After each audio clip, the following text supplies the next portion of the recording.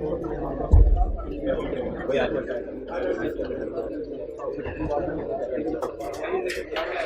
Number 464, page number 464।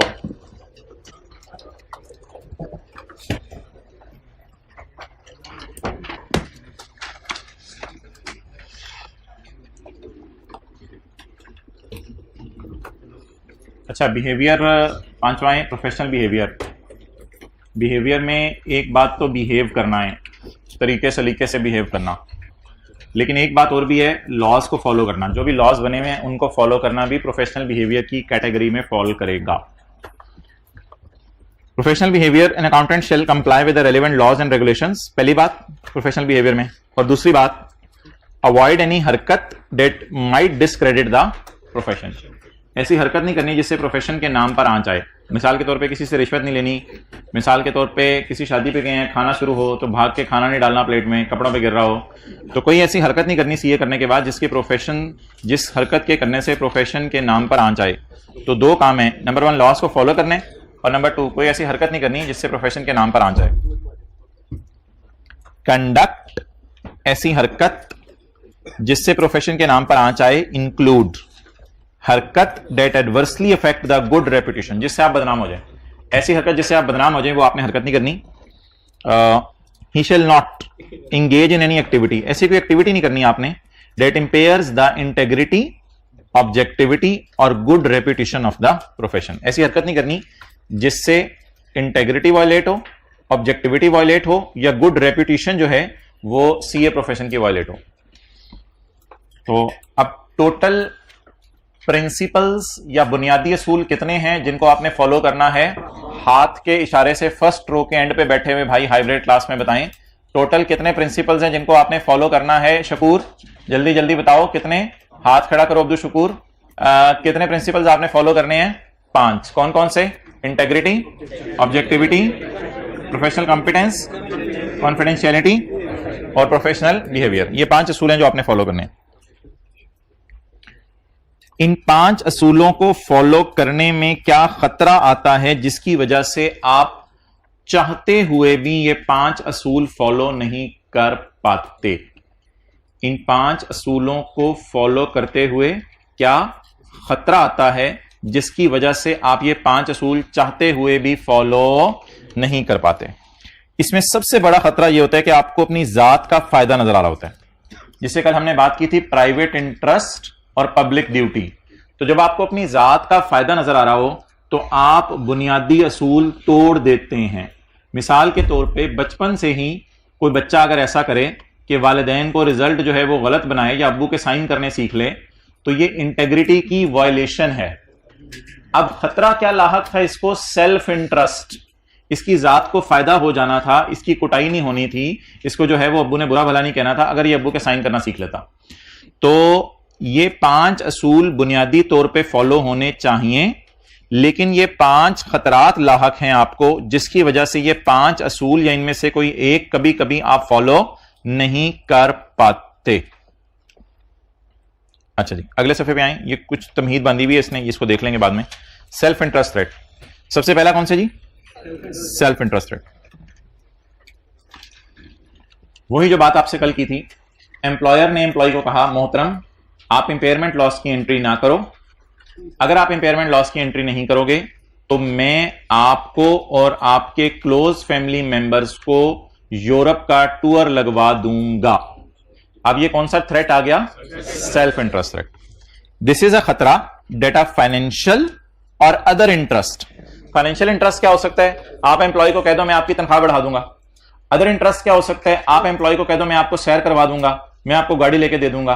तो employer employ को गलत काम करने पे कह रहा है, या पैसे दिखा के या पैसों के अलावा कोई और बेनिफिट देके। दिस इज अ खतरा डेट फाइनेंशियल और other interest will inappropriately influence a CA. ये चीज आपके दिमाग पे छा जाएगी और आप अपनी जजमेंट को नहीं अप्लाई कर सकेंगे और आपका बिहेवियर भी नॉर्मल नहीं होगा। सच फाइनेंशियल इंटरेस्ट, ये जो आपको फाइनेंशियल इंटरेस्ट दिया जा रहा है, सच फाइनेंशियल इंटरेस्ट, पैसे मिलने का interest might cause an accountant to be reluctant, आप reluctant हो जाएंगे to take actions that would be against their आप अपने इंटरेस्ट के खिलाफ नहीं जाएंगे, बल्कि आप क्या पसंद करेंगे? अपना इंटरेस्ट पसंद करेंगे। यानी आप ये पसंद करेंगे मुझे पैसे मिल जाएं, इंपेयरमेंट लॉस की एंट्री बाहर में जाए। ये इंग्लिश दोबारा पढ़िएगा। पैसे, ये वाली लाइन का मतलब पैसे और कुछ भी नहीं है। पैसे कॉज करेंगे अकाउंटेंट को जब पैसे मिलते नजर आएंगे वो रिलक्टेंट हो जाएगा कि ऐसा एक्शन करे जो उसके इंटरेस्ट के अगेंस्ट हो। तो अब ऐसी सूरत में वो इंपेयरमेंट लॉस की एंट्री छोड़ देगा, क्योंकि उसे नजर आ रहा होगा अगर मैं छोड़ता हूं एंट्री तो मुझे इतना फायदा मिलता है। एग्जांपल्स पढ़ लें। एग्जांपल ऑफ सेल्फ इंटरेस्ट, यानी एम्प्लॉयर क्या क्या लालच दे सकता है। लालच एम्प्लॉयर क्या क्या दे सकता है? कहते हैं ये लालच मैं आपको 2-3 बता रहा हूं जो एम्प्लॉयर देता है, but are not limited to. लेकिन सिर्फ यही लालच नहीं है, और भी लालच दे सकता है। एम्प्लॉयर एक लालच दे सकता है कि मैं आपको इंसेंटिव कंपनसेशन दूंगा, यानी बोनस आपको दे दूंगा, 2-3 लाख रुपए आपको बोनस के तौर पे दे दूंगा अगर आप मेरी बात मानते हो, गलत बात मानते हो। अगर आप मेरी गलत बात मानते हो तो मैं आपको सफे पे लिख के देता हूं, मैं आपको नौकरी से नहीं निकाल दूंगा, रशीद और कामरान को निकाल दूंगा, उनकी टेंशन ना लो आप, मैं आपको नौकरी से नहीं निकालूंगा। तीसरी बात, commercial pressure from outside people other than employer. Other than employer, जो आउटसाइड पीपल हैं, उनका भी आपके ऊपर कमर्शियल प्रेशर होता है, जिसकी वजह से आप ये काम जो है वो गलत कर जाते हो। मिसाल के तौर पे, अब पेप्सी है, एक मल्टीनेशनल कंपनी है, एक चार्टर्ड अकाउंटेंट वहां पे जॉब कर रहा है। अब उसके हल्का अहबाब के अंदर उसके दोस्त हैं, कोई नेस्ले के अंदर जॉब कर रहा है, कोई यूनिलीवर के अंदर जॉब कर रहा है। अब आपको पता है अगर मैं गलत काम करता हूं तो फिर तो मैं पेप्सी में रहूंगा, अगर मैं गलत काम नहीं करता और सही काम करता हूं तो मुझे पेप्सी से निकाल दिया जाएगा, फिर पता नहीं मुझे गोरवे में जाके जॉब मिले या केक्स एंड बेक्स में जॉब मिले। तो मल्टीनेशनल कंपनी से पाकिस्तानी कंपनी की तरफ आना आप अपने दिल में समझ रहे हैं कि यह बुरा है, और जब मैं दोस्तों की महफिल में बैठा करूंगा तो दोस्त मुझे यह कहेंगे कि हमारे पास आईफोन है और तेरे पास 3310 है। तो ये एक कमर्शियल प्रेशर आपके माइंड के ऊपर होता है, जिस प्रेशर को फील करके आप ऐसी सूरत में एम्प्लॉयर को अनड्यू फेवर दे देते हैं। Commercial pressure from outside people other than employer. तो इसकी मिसाल आपने लिख ली, दोस्तों के सामने इज्जत रखने के लिए, दोस्तों के सामने इज्जत रखने के लिए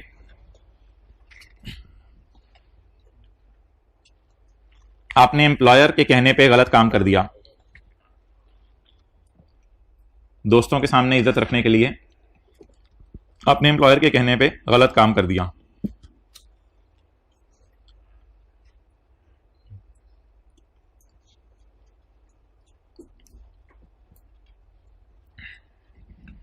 Ibrahim is a member of हाईकैप।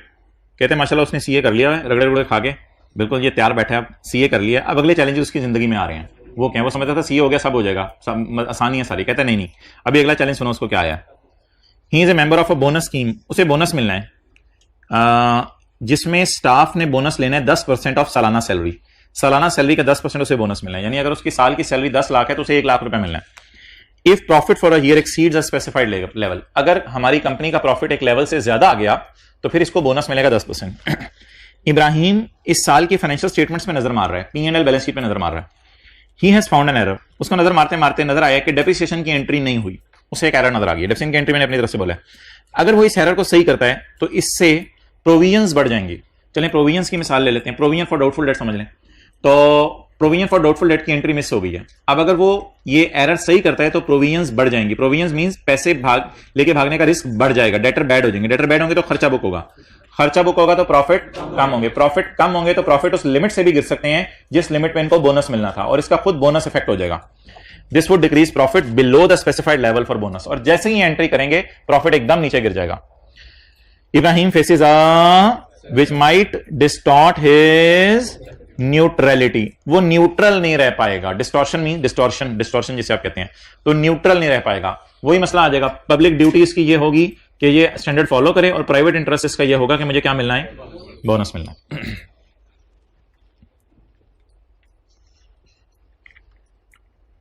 आपने पालक गोश्त पकाया, अच्छा तो अब पानी आ गया, इधर नजर आ रहा। आपने पालक गोश्त बनाया और अब्बू ने आपसे पूछा बेटा कैसा बना है, आपने कहा अब्बू कमाल बना है। इसे कहते हैं सेल्फ रिव्यू।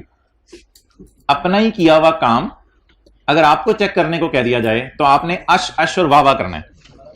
आपने टेस्ट दिया, टीए ने कहा मेरे पास टाइम नहीं है, जरा खुद ही चेक कर लो। आपने कहा कमाल मेरा टेस्ट है यार, क्या चेक करूंगा, पूरे नंबर दे दो। इसे क्या कहते हैं? Self review. Self review. तो अपने ही किए हुए काम को चेक करने, अपने काम में लोग गलतियां निकालते हैं या गलतियां नहीं निकालते? निकालनी चाहिए लेकिन निकालते नहीं है। इसे कहते हैं सेल्फ रिव्यू थ्रेट। ये खतरा तो हर बंदे के साथ जिंदगी के हर मोड़ पे लगा हुआ है कि अपने काम में कभी भी गलती नहीं मानेगा, अनलेस के बहुत ही शरीफ बच्चा हो, अच्छा बच्चा जैसे आप लोग। इट इज अ खतरा। अच्छा, ये दो सूरतों में आता है। एक तो ये आता है कि आप अकाउंटिंग रिकॉर्ड्स मेंटेन कर रहे हैं। मेंटेन करने का क्या मतलब है? आप जर्नल एंट्रीज कर रहे हैं, आप जर्नल एंट्रीज कर रहे हैं, उन्हीं जर्नल एंट्रीज से P&L और बैलेंस शीट एक्सट्रैक्ट हुआ। अब आपके बॉस ने पूछा यार ये P&L और बैलेंस शीट सही बना हुआ है? अब आपने कहा सर जिस जो जर्नल एंट्रीज मैं करूं उसका P&L बैलेंस शीट गलत हो सकता है, तो कैसी बातें कर रहे हैं आप? तो ये कौन सा थ्रेट है? Self review threat. If an accountant is involve in maintaining accounting records, maintain भी वो कर रहे हैं, he will be unwilling to find a fault with the financial statements derived from those records, derived from those records. It will threat the neutrality. आप neutral नहीं रह पाएंगे, आप अपनी चीज की तारीफ करेंगे। अगर आपने ही सब्जी काटी है तो सब्जी की, आपने सब्जी काटी और उसी से आपने ही सालन बनाया, तो आप कहेंगे क्या जबरदस्त सब्जी कटी हुई है। वो मोटे मोटे आलू होंगे बीच में फिर भी, लेकिन आप कहेंगे क्या जबरदस्त सब्जी कटी है। तो आप मुझे बता दें, पॉइंट 2, आप सीए हैं, आपने किसी और सीए को, नए सीए को, ताजा सीए को, फ्रेश खस्ता सीए को आपने नौकरी दी। अब चंद दिनों बाद आपके बॉस ने आपसे पूछा यार वो जो नया सीए आपने रखा था तो वो उसके क्या हालात चल रहे हैं? आपने कहा सर कमा रहा है सर क्या काम कर रहा है सर, खीर होगी सर, वो तो मेरे से भी आपने कहा नहीं वो खीर। अच्छा, तो आप अपने जजमेंट को गलत नहीं कह सकते। अगर आप किसी बंदे को हायर करें तो आप उसको फायर करना पसंद नहीं करेंगे, क्योंकि आप अपने बॉस को कहेंगे कि मेरी हायरिंग में गलती नहीं हो सकती, मैं बड़ा चुन के चीजें चूज करता हूं। The business decisions are reviewed by the same CA. आप हैं, आप ही ने बंदा रखा है और आप ही को उसे काम चेक करने को कहा जा रहा है। The business decisions are reviewed by the same CA responsible for making those decisions. या फिर ऐसा भी हो सकता है कि आपको डाटा प्रिपेयर करने को कहा जाए, उस डाटा से कोई रिपोर्ट निकालनी हो, आपको कहा जाए रिपोर्ट निकालो, आप कहेंगे जब डाटे में गलती नहीं तो रिपोर्ट में कहां से गलती है? तो इसको कौन सा थ्रेट कहते हैं? बोले सेल्फ रिव्यू थ्रेट। तो उर्दू में लिख लें, आपने ही बंदे को नौकरी दी और आपके बॉस ने पूछा यह बंदा कैसा काम कर रहा है। आपने ही बंदे को नौकरी दी और आपके बॉस ने पूछा यह बंदा कैसा काम कर रहा है। आपने कहा वाह वाह।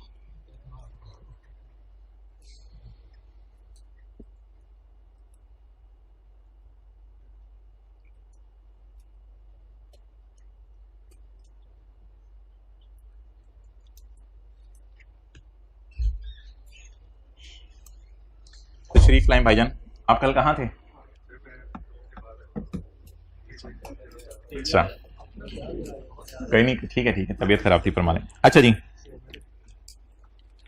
It is a threat that the CA will not appropriately evaluate. Appropriately evaluate करेगा या इनअप्रोप्रिएटली इवेल्युएट करेगा?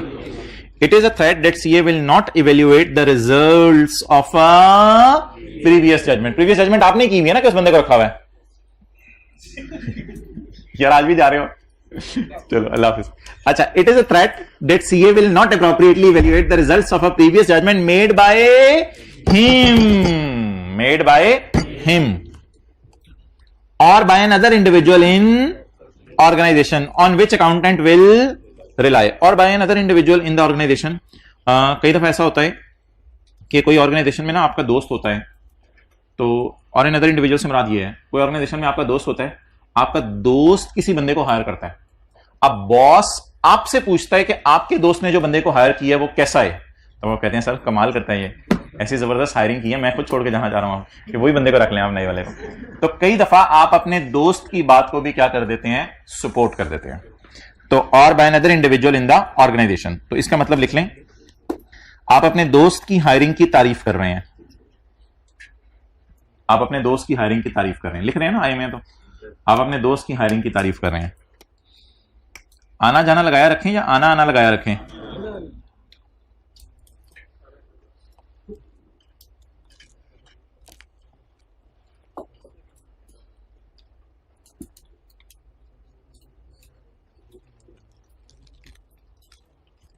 चलिए आज का आखिरी पॉइंट, फिर न्यूमेरिकल शुरू करते हैं।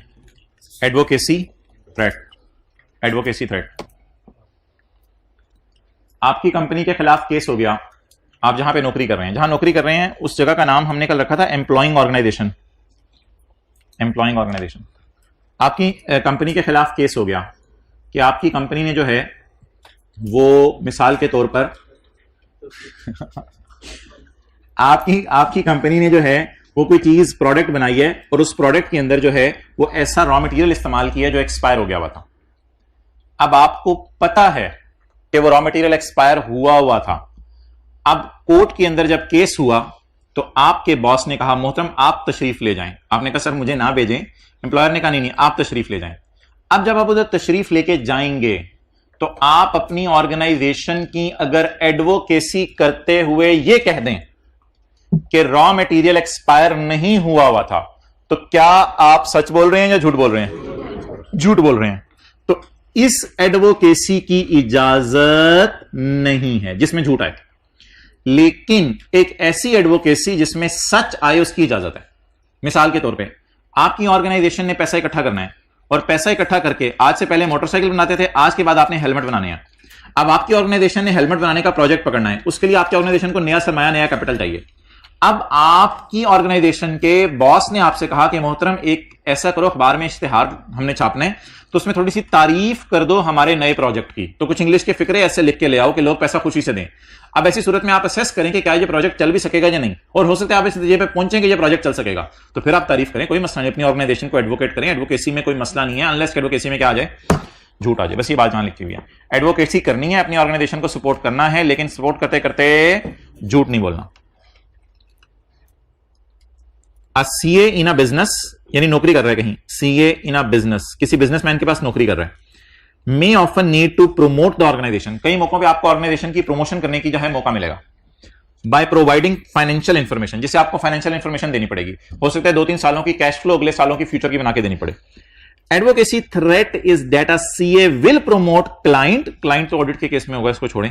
एडवोकेसी थ्रेट ऑडिट के चैप्टर में आप पढ़ेंगे। Advocacy threat is a threat that a CA will promote the employing organisation position to such a point that accountant neutrality is, ये थ्रेट ये है कि आप अपनी न्यूट्रलिटी कंप्रोमाइज ना कर दें, यानी आपने झूठ नहीं बोलना। अगली बात से जरा बात वाज़ेह होगी। For example a CFO defends information to protect interest of employing organization, आप डिफेंड करें अपनी ऑर्गेनाइजेशन को as long as the information is neither false nor misleading, such action would not create an, इसका ऑपोजिट क्या बनेगा, however if the information is false और misleading, such action would create an advocacy threat. दोबारा पढ़ लेंगे।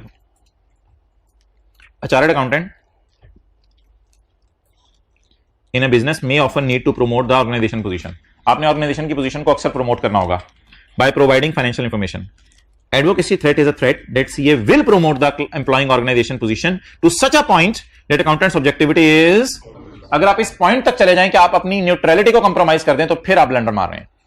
For example CFO defends, कई दफा आपको डिफेंड करना पड़ेगा कोर्ट में जाके, information to protect the interest of employing organisation, ताकि एम्प्लॉइंग ऑर्गेनाइजेशन के खिलाफ फाइन ना लग जाए। As long as this information is neither false and nor misleading, such action would not create a, however if this information is false or then it will create an advocacy threat। Question number 12 निकाल लें, page number 564।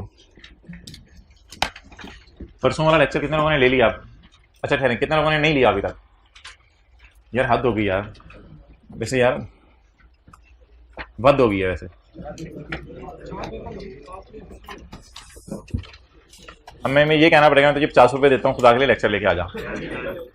क्या हुआ, तखीर कर दी? कह रहा ये शर्मिंदगी की भी कोई जी। हाइब्रिड वाले हाथ खड़ा करें, परसों वाला लेक्चर नहीं लिया यार। या खड़े हो जरा, खड़े हो जो हाथ खड़ा कर रहे हैं, मुझे जरा सही तरह देखने दें। 1 2 वो तरीक है 3, ठीक है, कैमरे में देख के हाथ हिला दें। अब शर्मिंदगी से बैठ जाए। अच्छा लेक्चर नंबर कौन सा था? 33 लेना था।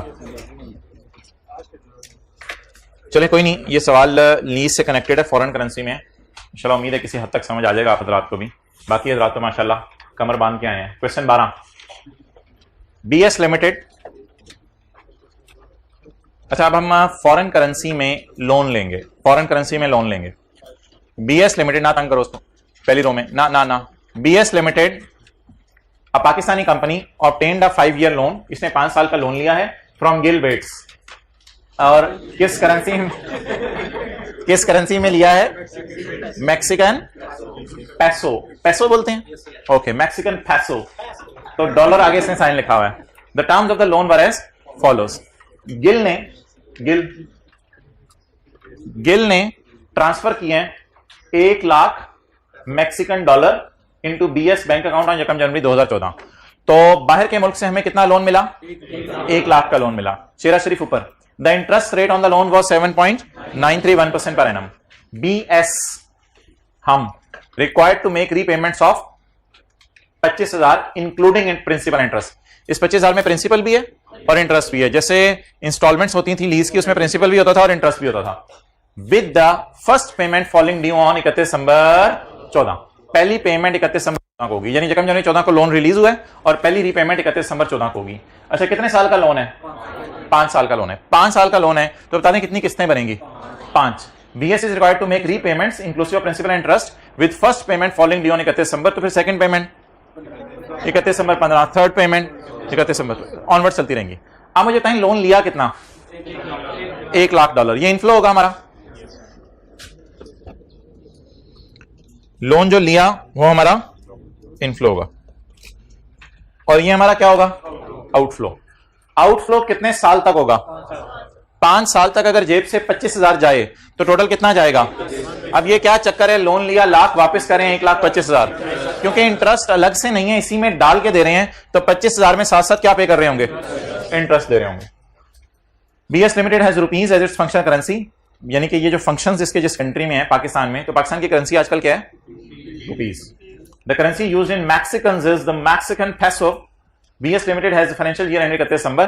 Relevant exchange rates are as follows. इन एक्सचेंज रेट्स को भी छोड़ें। अच्छा, पेपर में there may be a receipt of loan from a foreign lender. बाहर के मुल्क से हम लोन ले भी सकते हैं, जैसे इधर ले रहे हैं, और there may be granting of loan to a foreign entity, या हम किसी को लोन दे भी सकते हैं। लेकिन अगर लोन लेंगे तो हमारी बुक्स में लोन पेएबल होगा, और अगर लोन देंगे तो हमारी बुक्स में लोन रिसीवेबल होगा। अच्छा, ये बात अभी मैं बाद में करता हूं। अमोर्टाइजेशन शेड्यूल हमने बनाना है, तो steps to deal with loan question.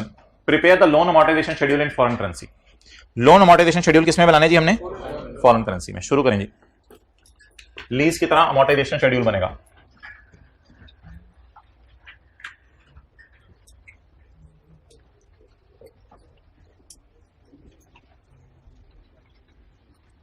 Okay,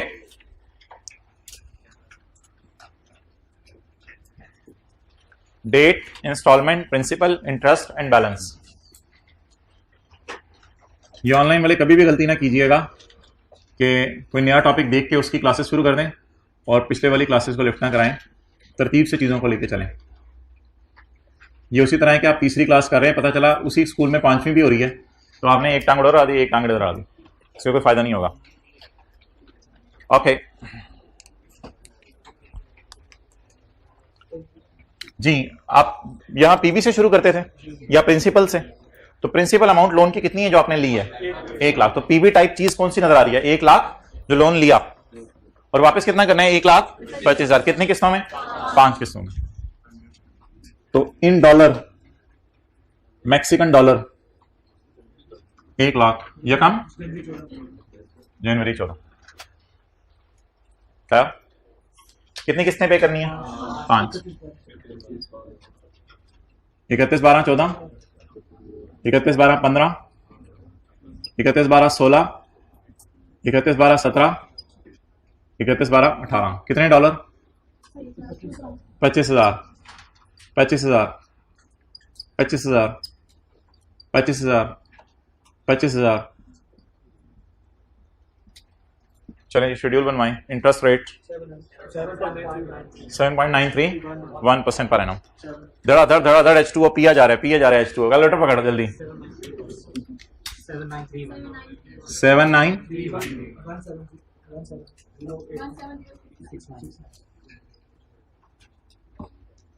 82 13 65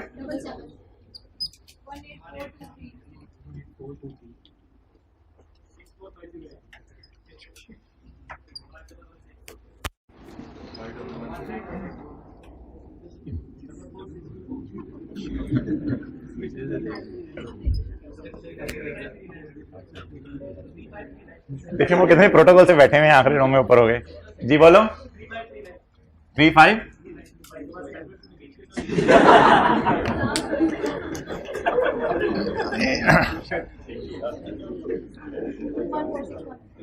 21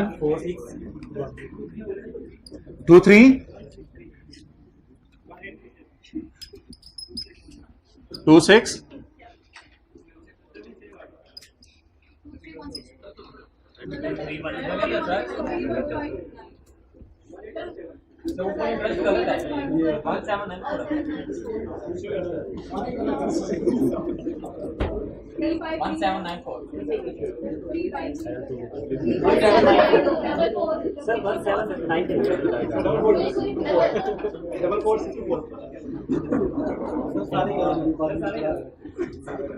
अच्छा, अगर ये गलत है तो आगे कैसे सही बनवाया इसने?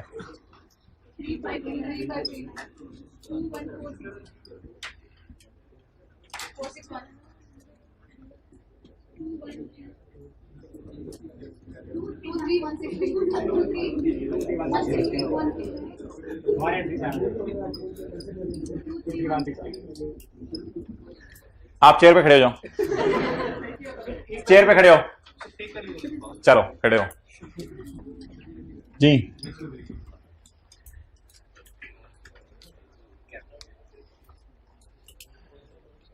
अगर आपसे सवाल पूछने लगा मैं, नाम अपना बता दें। अजहर, पूरा नाम? अजहर अजहर अजहर असद। अच्छा अजहर भाई, अगर हमें इजाजत होती कि फॉरेन करेंसी में एंट्रीज करते तो फिर लाख रुपए की एंट्री आप बताओ। अगर हमें इजाजत होती कि फॉरेन करेंसी में एंट्री करते तो लाख रुपए की एंट्री प्लीज बूथ ऊपर रखने हैं। Cash debit loan credit 1 lakh रुपया, वेल डन। अच्छा जी, अगर हमें इजाजत होती कि फॉरेन करेंसी में एंट्रीज करते तो आप इसकी एंट्री बताओ। लोन डेबिट कितने से? डियर बबलू, ये तो आपको पता ना कि प्रिंसिपल तो ये है, ठीक है, वाइस प्रिंसिपल ये है, एचओडी। अच्छा तो डियर भालू, ये देखो ना 1 लाख तो इसका टोटल है ना, ठीक है। अब जरा एंट्री बताओ आप, क्या लोन वापस करने की एंट्री? कैश क्रेडिट कितने से? 25,000 से। लोन डेबिट कितने से? 17069। और इंटरेस्ट एक्सपेंस डेबिट। अगर हमें इजाजत होती किस करेंसी में एंट्री करने की? अगर हम कहां बैठे होते? मैक्सिको में। अगर हम मैक्सिको में बैठे होते तो हमें क्या इजाजत होती? मैक्सिकन पैसों में एंट्री करने की। तो cash debit loan credit, cash credit loan debit और इंटरेस्ट एक्सपेंस डेबिट। लेकिन हम लकीली कहां बैठे हैं? पाकिस्तान में, इसलिए हम किस में एंट्रीज करेंगे? कायदे आजम और इलामा इकबाल वाली करेंसी में। सिर्फ कायदे आजम नहीं, इलामा इकबाल भी साथ साथ रखा करो ना सारी बातों में। बैठ जाओ, वो 1947 से पहले चले गए थे। अच्छा अच्छा चलें जी। फिलहाल मैं आपके सामने डॉलर में एंट्रीज करने लगा हूं, सिर्फ आपको समझाने के लिए। ये एंट्रीज आपने नोट नहीं करनी, ये एंट्रीज आपने देखनी है। Cash debit loan credit. Entries में गलत कर रहा हूं क्योंकि किसमें कर रहा हूं? डॉलर में। और हमें मोहब्बत किससे है? रुपीज से। अच्छा 31 12 14 एंट्री बोलें जी। कैश क्रेडिट 25,000, लोन डेबिट 17069, और इंटरेस्ट एक्सपेंस डेबिट 7931 ओके। अब मुझे आप ये बताएं, क्या मैं अगर चाहूं तो इस एंट्री में इंटरेस्ट को बुक करना और इंटरेस्ट को पे करना, इन दोनों की अलग अलग एंट्रीज कर सकता हूं? कर सकता हूं, मेरी मर्जी। बिजली का बिल है, मैं बिजली का बिल जैसे ही मेरे पास आए मैं एंट्री करूं electricity expense debit cash credit, क्योंकि जाते ही मैंने बैंक में जमा करवा दिया electricity expense debit cash credit. या मेरी मर्जी है कि मैं ऐसे एंट्री करूं electricity expense debit payable credit और पेएबल डेबिट कैश क्रेडिट। ठीक है, इस बुनियाद पे मैं आपसे एक सवाल करने लगा हूं, अगर मैं इंटरेस्ट पहले बुक करूं और बाद में पे करूं तो कोई हर्ज नहीं इसमें। क्या इस एक एंट्री को तोड़कर मैं दो एंट्रीज बना सकता हूं? जी बना सकता हूं। वो दो एंट्रीज आपने मुझे बनवानी है। इंटरेस्ट एक्सपेंस पहले बुक करवाएं, इंटरेस्ट एक्सपेंस डेबिट और इंटरेस्ट पेएबल क्रेडिट। कितने से? 7931 से। इंटरेस्ट पहले बुक किया है, बुक करने के बाद अब क्या करूं? पे करूं। पे करने की एंट्री बोले लोन डेबिट, लोन तो खड़ा है 1 लाख के ऊपर, उसे तो खत्म करना है। लोन कितने से? 17069। इंटरेस्ट का खर्चा बुक करूं या खर्चा कर लिया बुक? कर लिया बुक। पेएबल खत्म कर दूं, पेएबल खत्म होने की एंट्री इंटरेस्ट पेएबल डेबिट किसमें? 7931 और कैश 25,000। ये बात समझ आ गई? अच्छा, अगर मैं इन एंट्रीज को इस तरह करूं, एक और तरीका, अगर मैंने एंट्रीज को इस तरह करूं तो क्या आपको एतराज होगा? मुझे जरा करने दीजिएगा, पहले ना कह दीजिएगा एतराज नहीं होगा। तो अगर मैं इन एंट्रीज को, ये एंट्रीज का वर्जन 1 है, ये वर्जन 2 है, ये वर्जन 3 है, अब धुल के एंट्रीज आपके सामने आने लगी हैं। क्या अगर मैं इन एंट्रीज को ऐसे कर दूं, interest expense debit, interest book करूं, इंटरेस्ट एक्सपेंस डेबिट और इंटरेस्ट पेएबल का नया अकाउंट ना खोलूं, लोन का अकाउंट यूज कर लूं। मैंने माना लोन का अकाउंट प्रिंसिपल के लिए है, लेकिन मेरी मर्जी, मैं वाइस प्रिंसिपल के लिए भी यूज कर रहा हूं, मेरी मर्जी। तो लोन का अकाउंट यूज कर दूं, क्योंकि लोन भी लाइबिलिटी है, इंटरेस्ट पेएबल भी लाइबिलिटी है, लाइबिलिटी मिलकर लाइबिलिटी बनती है और कुछ नहीं बनती। तो इंटरेस्ट पेएबल की जगह मैं जबरदस्ती लोन का लफ्ज यूज कर रहा हूं फॉर द पर्पज ऑफ आसानी। तो इंटरेस्ट पेएबल की जगह कौन सा लफ्ज यूज कर दूं? लोन का। तो interest debit loan payable credit, चाहे लोन पेएबल हो, चाहे लोन के ऊपर इंटरेस्ट पेएबल हो, चाहे दूध बेचना हो, दूध के साथ मलाई बेचनी हो, तो है तो दोनों एक ही ग्रुप से ताल्लुक रखने वाले। तो interest debit loan credit, loan की लाइबिलिटी बुक कर ली या इंटरेस्ट पेएबल की लाइबिलिटी बुक कर ली। बैक एंड पे बेशक सोच लेंगे इंटरेस्ट पेएबल ही है, लेकिन किस अकाउंट में डाल दिया है? किसी और लाइबिलिटी अकाउंट में, लेकिन है तो क्या? लाइबिलिटी। इसमें कोई हर्ज नहीं। अब इसके बाद यहां पे एंट्री मेरे ख्याल से एक शॉर्ट फॉर्म में भी कर सकता हूं। अगर आपने लंबी चौड़ी एंट्री करवानी है वो भी आप करवा दें, आपकी मर्जी है। यहां पे एंट्री शॉर्ट फॉर्म में भी हो सकती है। क्या क्या क्या? लोन 17069 वाला भी जा रहा है और लोन 7931 भी पेएबल उसी में पड़ा हुआ है। तो फिर ये क्या एंट्री बन जाएगी? Loan debit cash credit. कितने से? 25,000 से। तो इस पैटर्न पे हम एंट्रीज करेंगे for the purpose of simplicity. इस पैटर्न पे भी एंट्रीज हो सकती हैं, लेकिन इस टॉपिक में थोड़ी सी चीजें कॉम्प्लिकेट हो जाती हैं अगर इस पैटर्न पे एंट्रीज करें जिस तरह हम लीज में करते थे।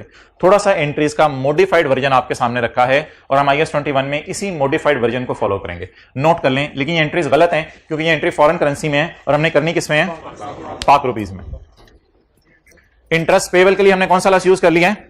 लोन का। तो फिर अलग से इंटरेस्ट पेएबल को डेबिट करने की जरूरत नहीं पड़ी।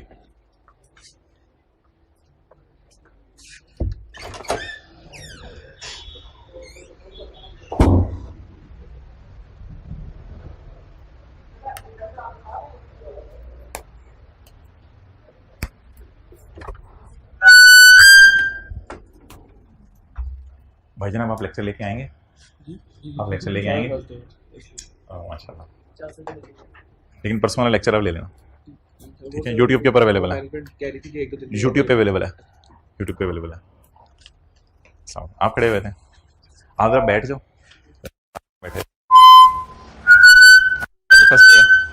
फर्स्ट है।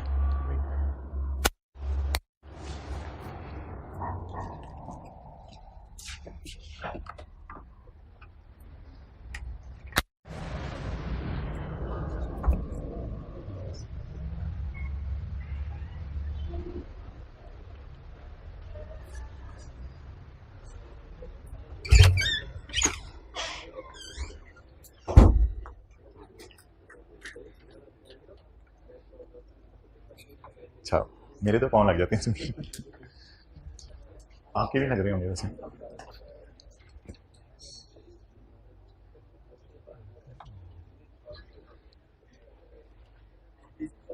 ओ भाई खैरियत से ये अभी महीना भी नहीं हुआ, ये आगे बच्चों ने बॉल पॉइंट क्यों इस्तेमाल की? चेक कर रहे होते हैं बॉल पॉइंट चल रही है कि नहीं।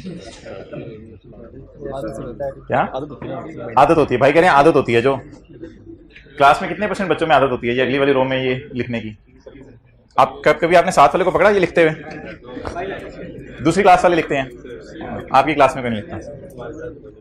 Okay, so in IAS 21 whenever we will deal with loan, तो हम इंटरेस्ट पेएबल बुक किया करेंगे और बुक करके उसको पे किया करेंगे, और बेहतर है इंटरेस्ट पेएबल अकाउंट की जगह लोन अकाउंट ही खोल लें।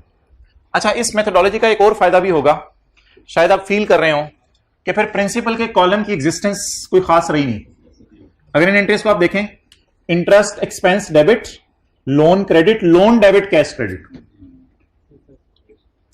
देखा नहीं? नहीं। Interest expense debit, loan credit. अब इंटरेस्ट भी लोन में ही पड़े तो फिर प्रिंसिपल को अलग करने की जरूरत नहीं। लोन डेबिट, प्रिंसिपल को अलग किया उदास हो जाएगा, प्रिंसिपल को अलग ना करें। अब एक ही एंट्री कर दें, क्या? Loan debit cash credit. अब आप इधर आओ, आपने प्रिंसिपल के कॉलम के आगे ऐसे हाथ रखना है कि प्रिंसिपल के कॉलम में कोई वर्ड भी मिटे ना आपकी कमीज से, ठीक है? थोड़ा सा, हाँ अच्छा। आप जो एंट्रीज का फाइनल वर्जन बने, आप उधर देखते रहो बस। जो एंट्रीज का थोड़ा सा करीब हो जाओ, एंट्रीज का जो फाइनल वर्जन बनेगा ना, cash debit loan credit, cash debit loan, क्या आप स्टिल रहो थोड़ी देर के लिए? कैश आपको मैं बाद में समझाऊंगा। आप कैश डेबिट लोन क्रेडिट, वो कैश डेबिट लोन क्रेडिट कितने रुपए से? लाख रुपए से। इंटरेस्ट डेबिट लोन क्रेडिट कितने से? 7931। आसान हो गया काम। Loan debit cash credit, loan debit cash credit. फिर अगला साल इंटरेस्ट डेबिट लोन क्रेडिट 6577। कुछ लोग उधर ऊपर नहीं देख रहे। लोन डेबिट कैश क्रेडिट कितने से? 25,000 से। तो प्रिंसिपल का कॉलम अपनी एग्जिस्टेंस हालांकि आप देख रहे हैं लूज कर गया, लेकिन उसके बावजूद भी हमें कोई फर्क नहीं पड़ा। दोबारा करते हैं। कैश डेबिट लोन क्रेडिट कितने से? 1 लाख से। इंटरेस्ट डेबिट लोन क्रेडिट कितने से? 7931। लोन डेबिट कैश क्रेडिट कितने से?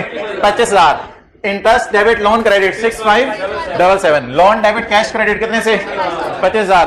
Interest debit loan credit 5116। Loan debit cash credit, कोई अपने दोस्त की फिक्र करें, बोलने समझ आ गई है। Interest debit loan credit 3539। Loan debit cash credit 25,000।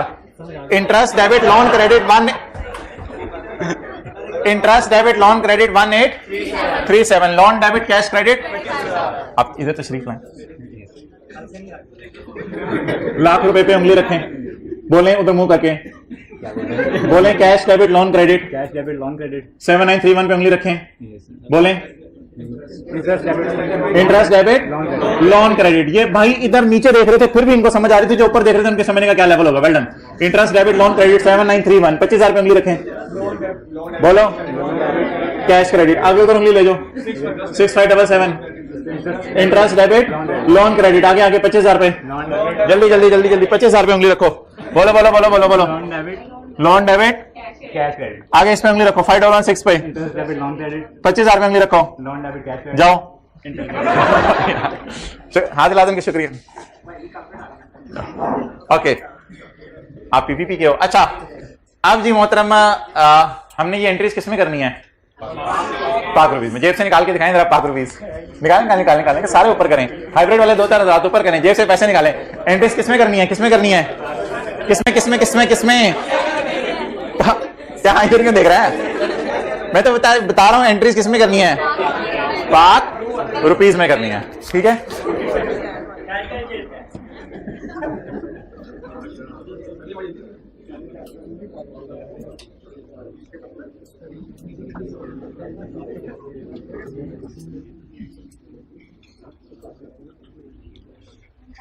$5,000 वाली दो है। अच्छा, पढ़ें जी, पढ़ें, जल्दी करें। अब मोहतरम मुझे ये बताएं कि एंट्रीज हमने किसमें करनी है? ₹5 में। ये जो एक आपको यकम जनवरी 14 का रेट दिया हुआ है, कितने रुपए? ₹8। एक आपको 31 दिसंबर 14 का रेट दिया हुआ है, कितने रुपए? ₹8.5। एक 31 दिसंबर 15 का रेट दिया हुआ है, कितने? ये क्या दिया हुआ है? किस साल का? 2014 का। 2014 का एवरेज रेट है। ये एवरेज रेट क्या होता है? आप इसे माइक्रोसॉफ्ट एक्सेल कहते हैं, MS एक्सेल कहते हैं। अच्छा, इंटरेस्ट रेट के बारे में स्टैंडर्ड कहता है कि आपने इसको ना इंटरेस्ट को एवरेज पे रिकॉर्ड करना है, एवरेज रेट पे, क्योंकि इंटरेस्ट एक खास अरसे से रिलेट करता है। तो इंटरेस्ट को आपने एवरेज पे रिकॉर्ड करना है, एवरेज फॉरेन करेंसी रेट पे। एवरेज रेट क्या है?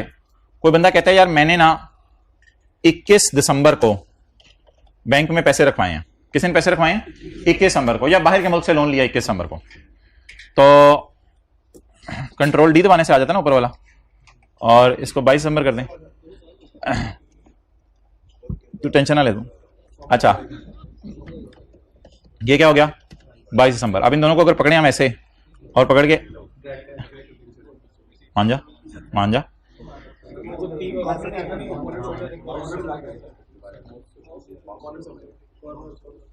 जी, कॉर्नर सी में कर रहा हूं।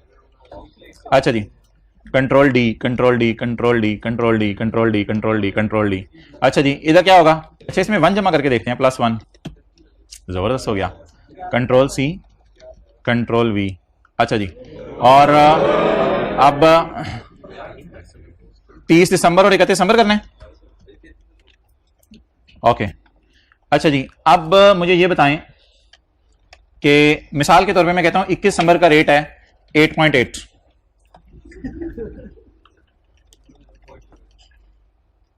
ठीक है, 21 दिसंबर का क्या रेट है? 8.8। और इसका रेट है जी 8.7, फिर 8.8, फिर 8.5, फिर 8.0, फिर 8.4, फिर 8.3, फिर 8.1, फिर 7.9, 7.5, 7.5, 7.5। ठीक है जी, ये रेट हमारे आगे रेलेवेंट डेट्स के।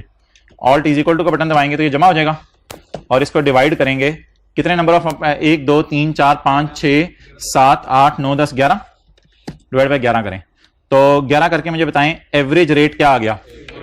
ये कितने दिनों का एवरेज रेट है? 11 दिनों का एवरेज रेट है। अगर बैंक से मैं लोन लूं या कहूं 21 दिसंबर और 31 दिसंबर मेरा ईयर एंड हो तो मैं इंटरेस्ट फॉरेन करेंसी में पे करूंगा बिल्कुल, लेकिन इंटरेस्ट को जब फॉरेन करेंसी को मल्टीप्लाई तो किसी एक खास डेट से मल्टीप्लाई करूंगा, या जितना अरसा इंटरेस्ट जितना अरसा लोन पेएबल रहा उतने अरसे से, जितना अरसा लोन पेएबल रहा। लोन पेएबल कितने दिन रहा? अगर मैंने 21 दिसंबर को लोन लिया तो लोन पेएबल कितने दिन रहा? 11 दिन। तो ये 11 दिन का क्या निकल आया? Average rate. अब मुझे सवाल में 11 दिन का एवरेज रेट अवेलेबल है या मुझे सवाल के अंदर पूरे साल का एवरेज रेट अवेलेबल है? पूरे साल का, क्योंकि मेरा इंटरेस्ट पूरे साल का मैंने बुक करना है। तो ये पूरे साल का एवरेज रेट है 8.2। साल के शुरू में रेट क्या था? साल के एंड पे इन दोनों को जमा करके एवरेज नहीं लिया हुआ, इन दोनों को जमा करके 2 से डिवाइड करते फिर 8.25 आना था मेरे ख्याल से। ये 8.2 कोई कैलकुलेशन हुई होगी जिसमें 360 दिनों के रेट लिखे होंगे और उनको इज इक्वल टू का बटन दबा के जमा किया होगा, डिवाइड किया होगा 360 दिनों से या 365 जो भी दिन बनते हैं उसकी बुनियाद पे ये एवरेज रेट आया होगा। बहरहाल ये एवरेज रेट आपको निकालना नहीं पड़ेगा, ये पेपर में क्या होगा गिवन होगा। तो इंटरेस्ट एक्सपेंस और इंटरेस्ट इनकम क्योंकि एक अरसे से रिलेट करते हैं इसलिए उनको जो बुक किया जाता है वो किस पे बुक किया जाता है? एवरेज रेट पे या स्पॉट रेट पे? अब एवरेज और स्पॉट रेट में डिफरेंस बता दें। स्पॉट रेट होता है उसी दिन का रेट, ठीक है, और एवरेज रेट क्या होता है? Overall average rate. अच्छा जी, अब हम एंट्रीज करना शुरू कर दें। अब हम अकाउंट खोलने लगे हैं, एक लोन अकाउंट। लोन अकाउंट का मकसद होगा मैं फॉरेन करेंसी को कन्वर्ट करूंगा पाक रुपीज में, फॉरेन करेंसी को कन्वर्ट करूंगा पाक रुपीज में। कल बैंक अकाउंट खोला था, बैंक अकाउंट खोला था, अकाउंट खोलने से जरा चीजें संभालनी आसान हो जाती हैं। तो कल इसी तरह इन्वेस्टमेंट प्रॉपर्टी का टी अकाउंट खोला था, उसी तरह का एक अकाउंट खोलने लगा हूं। किस नाम का? लोन अकाउंट का। लोन अकाउंट का loan payable account, loan receivable account, loan payable account. तो वर्किंग 2 बड़ा सा अकाउंट खोलें, दिल खोल के रजिस्टर के पूरे सफे पे ऐसे फैलाओ, और इस अकाउंट का नाम होगा LOAN account, loan account. Payable type, receivable type, payable type. पहले अकाउंट के पहले लोन अकाउंट किस में बना लूं? फॉरेन करेंसी में बना लूं या पाक रुपीज में बना लूं? फॉरेन करेंसी में बना लूं, पाक रुपीज में बना लूं? पहले फॉरेन करेंसी में लोन अकाउंट बना लें, फिर पाक रुपीज में कन्वर्ट करेंगे। चलें जी, लाख रुपए की एंट्री अभी भाई बता के गए, किसी को याद हो लाख रुपए की entry? Cash debit loan credit. तारीख बताएं। यही एंट्री थी जो इंट्रो की क्लास में आपको बताई जाती थी लोन लेने की। ये तकरीबन इंट्रो की क्लास में पहले 10-12 दिन में करा दी जाती है। कैश डेबिट लोन क्रेडिट जी। अमाउंट बताएं। $1 लाख। अभी इनको पाक रुपीज में कन्वर्ट करने की जरूरत नहीं, पहले डॉलर में अकाउंट को पूरा कर दें। Cash debit loan credit. अगली एंट्री बताएं। प्रिंसिपल के कॉलम को छुपा दें, छोड़े पर इंटरेस्ट बुक करें ईयर एंड पे। Interest expense debit loan credit. ये अमाउंट किसमें है? फॉरेन करेंसी में। अभी फॉरेन करेंसी में रखें इसको। इंटरेस्ट एक्सपेंस, अभी वो जो मैंने एवरेज रेट रूट का है वो बात भूल जाएं, जब कभी पाक रुपीज में कन्वर्ट करना हुआ फिर वो बातें मैं याद कराऊंगा। फिलहाल आप सिर्फ जो है वो वर्किंग 1 को सामने रखते हुए वर्किंग 2 डॉलर साइन में मुझे पूरी कर दें जी। इंटरेस्ट बुक करने की एंट्री बोलें। Interest debit interest payable credit या इंटरेस्ट डेबिट लोन क्रेडिट कर दें। इंटरेस्ट डेबिट लोन क्रेडिट कर दें, जरा आसानी हो जाएगी।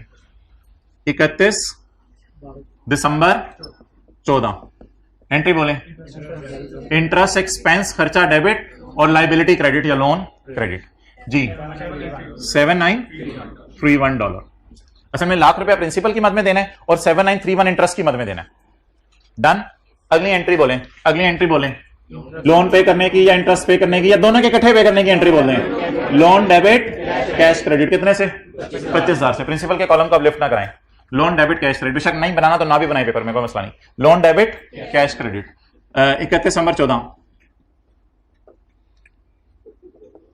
कितने डॉलर? $25,000।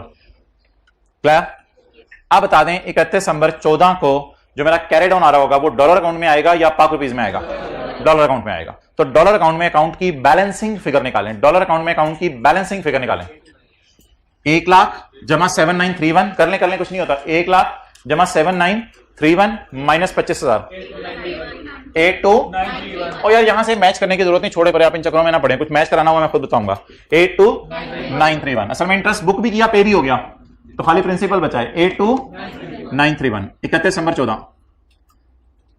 31 दिसंबर 14। मैं नीचे करके क्यों लिख रहा हूं? नीचे करके क्यों लिख रहा हूं? हाँ, हो सकता है एंड पे एक्सचेंज गेन लॉस आए। कल का सवाल बैंक का अकाउंट बनाया था, ठीक है, तो हो सकता है एक्सचेंज गेन लॉस आए, वो मैं आपको बताता हूं एक्सचेंज गेन लॉस क्यों आएगा, बल्कि आप मुझे खुद ही बताएंगे। अब ये फिगर ना बैलेंसिंग निकाला करनी है आपने। इस फिगर के साथ मैं लिखने लगा हूं बैलेंसिंग, लेकिन प्लीज बैलेंसिंग में डॉलर साइन के साथ लिखने लगा हूं। बैलेंसिंग पाक रुपीज के साथ नहीं लिखने लगा, बैलेंसिंग डॉलर साइन के साथ लिखने लगा हूं। अब मुझे बता दें डॉलर साइन का बैलेंसिंग कितना आ रहा है? 1,00,000 जमा 7931 माइनस 25,000 82,931। अब मुझे बता दें अगर करेंसी का रेट सेम रहा, अगर करेंसी का रेट सेम रहा तो ये अकाउंट पाक रुपीज में कन्वर्ट होकर टैली कर जाएगा। मिसाल के तौर पे करेंसी का रेट फिक्स है ₹8, तो multiplied by 8 multiplied by 8 multiplied by 8 multiplied by 8, इस अकाउंट में बैलेंसिंग कुछ भी नहीं आएगा। लेकिन अगर करेंसी का रेट फ्लक्चुएट कर गया, लोन लिया किसी और दिन, वापस किसी और दिन किया, पेएबल किसी और दिन का पड़ा हुआ है, तो फिर ऐसी सूरत में इनमें क्या आ जाएगी? फ्लक्चुएशन आ जाएगी। तो फ्लक्चुएशन आया करेगी बाय डिफॉल्ट, क्योंकि करेंसीज आपको पता है रेट उनके फिक्स, एक दिन फिक्स नहीं रहते, तो ये तो साल गुजर गया। अब मैं ब्लू मार्कर पकड़ने लगा हूं, बल्कि मैं देखता हूं ब्लू मार्कर पकड़ के नजर आता है आपको। ब्लू मार्कर पकड़ने लगा हूं और पाक रुपीज में स्टेटिक को क्या करने लगा हूं? कन्वर्ट करने लगा हूं। So let us convert in पाक रुपीज। एंट्री जरा दोबारा बता दें क्या थी? Cash debit loan credit. दूसरी एंट्री भूल जाए, इंटरेस्ट डेबिट लोन क्रेडिट। तीसरी entry loan debit cash credit, और कैरी डाउन क्या आ जाएगा? बैलेंसिंग आ जाएगा। अब मुझे बता दें सिर्फ किस फिगर को मैंने कहा है कि एवरेज रेट पे बुक करना है? एक्सपेंस को, पेमेंट को नहीं, ब्रॉड डाउन को नहीं, कैरी डाउन को नहीं, सिर्फ किसको? एक्सपेंस को। किस पे बुक करना है? बाकी सारी को स्पॉट रेट पे जी। आप बता दें भाईजान 1 जनवरी का स्पॉट रेट क्या है? ₹8 इंटू ₹8 जी। आखिरी लाइन नजर आ रहा है blue marker? Into ₹8। Interest expense 31/12/14। इधर देखें, steps to deal with loan question. Prepare loan amortisation schedule in foreign currency. Prepare loan amortisation schedule in foreign currency. Open T account of loan and write down the opening balances if any. Opening balance थे कोई नहीं। Open T account of loan. Record the payments in T account using spot rate. Record the interest expense या income using average rate. तो बताएं जी अगली figure हमारी क्या है? इंटरेस्ट एक्सपेंस बुक करना है, कौन से रेट से? एवरेज रेट बताएं क्या है? 8.65। इसका भी तो नहीं किया मैंने, सबर इसका भी तो नहीं किया मैंने। अच्छा इधर आए, 31/12/14 स्पॉट रेट बोलें 8 पॉइंट। पहले ये स्किल सीख लें कि रेट्स कौन से यूज करने हैं। 8.5 ₹8.5। नेक्स्ट 31/12/14 सिर्फ इंटरेस्ट एक्सपेंस के लिए मैंने कहा एवरेज रेट यूज करने हैं, बाकी सारे उन्हीं डेट्स वाले रेट यूज करने हैं। What is the rate on 31/12/14? 8.5। अब आप इनके टोटल्स कर दें, लेकिन अकाउंट का डेबिट रेट टैली नहीं करेगा। अब देख रहे हैं इन तीनों की शर्ट्स का सेम कलर है, ये प्री प्लान्ड है, इत्तेफाक हुआ है। ओके चलिए टोटल करें। अच्छा डिफरेंस, अभी मैं बहुत पीछे हूं आपसे, मुझे तो ये भी निकालें। 8 लाख 65,034 212500 704914। अच्छा अब अकाउंट बैलेंस नहीं कर रहा, तो ऑब्वियसली देखना इधर 8 और 8.2 पड़े और इधर 8.5 और 8.5 पड़े, तो ये अकाउंट टैली कर ही नहीं सकता। तो अब बैलेंसिंग फिगर निकाल दें, that may be exchange gain, that may be exchange loss. पहले जरा साइड बता दें किधर आ रहे हैं, इधर आ रहे हैं जी। क्या 31/12/14। अभी मैं इसको एक्सचेंज गेन या लॉस नहीं लिख रहा, बस एक्सचेंज का लॉस लिख रहा हूं, लेकिन ये बैलेंसिंग ब्लू मार्कर से मैं निकाल रहा हूं। वो ये वाला कैरेट डाउन बैलेंसिंग निकाला था फॉरेन करेंसी का, ये वाला बैलेंसिंग निकाला है पाक रुपीज का जी 5238। इस बैलेंसिंग के लिए मैंने ये बाहर वाली फिगर्स यूज की हैं, पाक रुपीज वाली। इस बैलेंसिंग के लिए मैंने डॉलर साइन यूज किया था। अच्छा अब गेन आ रहा है या लॉस आ रहा है, उसका बड़ा आसान तरीका, ये वाला अकाउंट क्रेडिट तो ये वाला डेबिट, तो डेबिट मींस लॉस। ये वाला अकाउंट क्रेडिट हो रहा है तो ये डेबिट हो रहा है, तो इसका मतलब क्या है, लॉस। और वैसे अंदर की बात सुन लें, लॉस क्यों आ रहा है? आपने सोचा था 8 और 8.2 होगा, लेकिन करेंसी महंगी हो गई है, तो अब लोन जब वापस करना पड़े तो करेंसी महंगी हो गई है, इस वजह से आपको नुकसान हो रहा है। अगला साल कर दें, पहले डॉलर साइन में अकाउंट पूरा करें दूसरा साल, और डॉलर साइन में पूरा करके फिर आप अगला साल कर दें।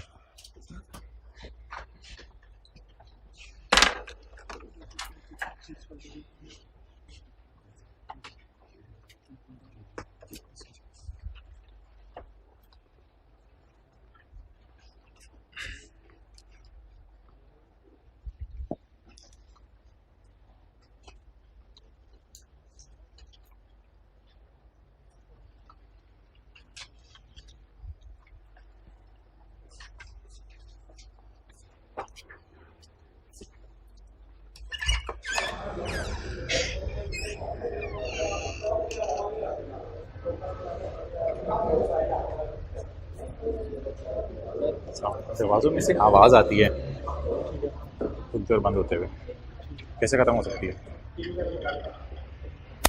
हाँ सर मेरा रिसेंटली रिजल्ट है ना, 12:40 का आ जाएगा, आप प्रिंसिपल ऑफिस में 12:40-45।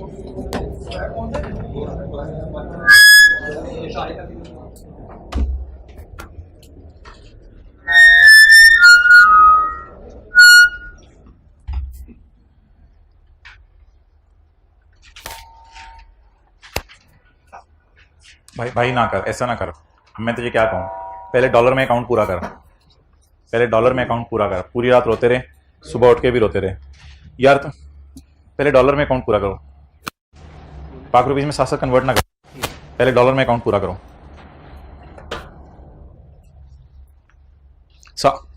अच्छा ठीक है ठीक है, गुड गुड गुड।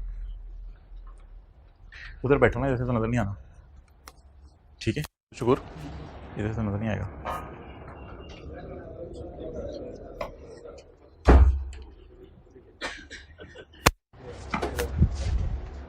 अच्छा तू डॉलर में अकाउंट पूरा करके बैठ गया, अगर डॉलर में कर लिया पूरा तो पाक रुपीज में कन्वर्ट कर, अल्लाह तेरा भला करे। और बीडी किसने लिखना था? यार ना कर यार, ना कर यार, हद हो गया। रात को तेरी जेब में कैश पड़ा हुआ है, कैरी डाउन, सुबह बीडी है ही नहीं, परेशान नहीं होगा?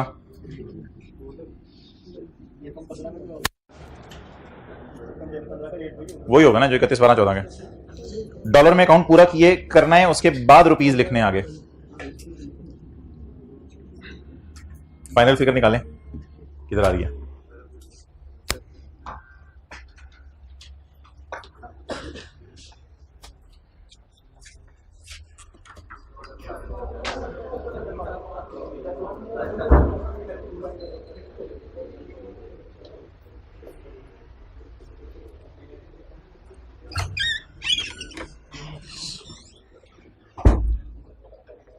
भाई डॉलर में अकाउंट पहले पूरा करना इसलिए जरूरी है कि फिर आपको डबल एफर्ट करनी पड़ेगी, साथ साथ आप करेंसी का रेट भी ढूंढ रहे होगे, साथ साथ डॉलर भी बहुत ज्यादा कंफ्यूजिंग हो जाएगा। पहले डॉलर में अकाउंट पूरा करें जी। यकम जनवरी 15 ब्रॉड डाउन 82 और यार 704914 क्यों कह रहे हो? किधर जा रहे हो तू? इधर इधर आ, क्या जा रहे हो? नॉट अलाउड, इधर आओ, इधर इधर बैठो, इधर बैठो, वापस कुछ नहीं हो जाता है, आधे घंटे बाद बस रुक जाएगी। चलो इधर आओ, बैठो इधर। और खुदा के लिए 704914 वालों कोई होश के नहीं लो, मैं कह रहा हूं पहले डॉलर में अकाउंट पूरा करवा दें, उसके बाद पाक रुपीज में करेंगे। आपको पता नहीं दिमाग के ऊपर क्या चीज चढ़ी हुई है इस वक्त। 82931 सिर्फ डॉलर को टच करें, पाक रुपीज को टच किया कुछ हो जाएगा। ये भाई इधर खड़े हुए थे, उन्होंने क्या एंट्री बताई थी 6577 की। Interest expense debit loan credit dollar में पूरा करें, डॉलर में 65 डॉलर चल रहे हैं डॉलर। इसके बाद एंट्री बताएं 31/12/15 की लोन डेबिट कैश क्रेडिट कितने से 25,000 31/12/15 25,000 डॉलर डॉलर डॉलर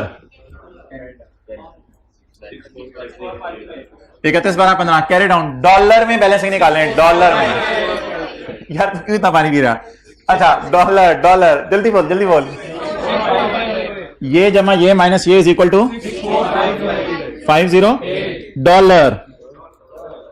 अब इसे मल्टीप्लाई करते हैं स्पॉट रेट से, घर में आपने ऐसे ही बोलना, इसे मल्टीप्लाई करते हैं स्पॉट रेट से, स्पॉट रेट से, स्पॉट रेट से, एवरेज रेट से।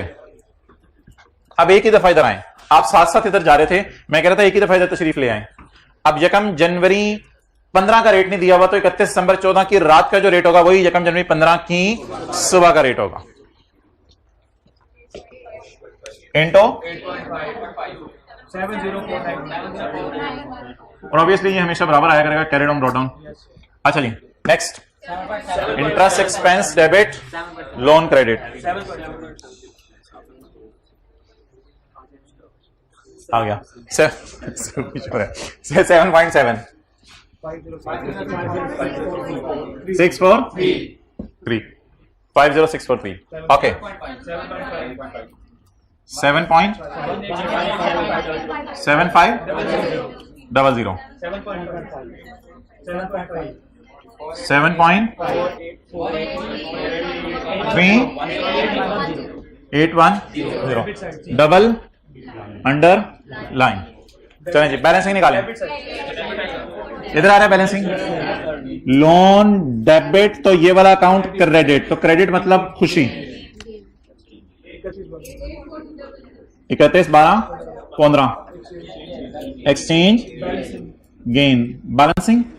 इसके साथ मैंने बैलेंसिंग नहीं लिखा था, इसके साथ मुझे बैलेंसिंग लिखना चाहिए था डॉलर के साथ, डॉलर से। अब रुपीस के साथ बैलेंसिंग 84247।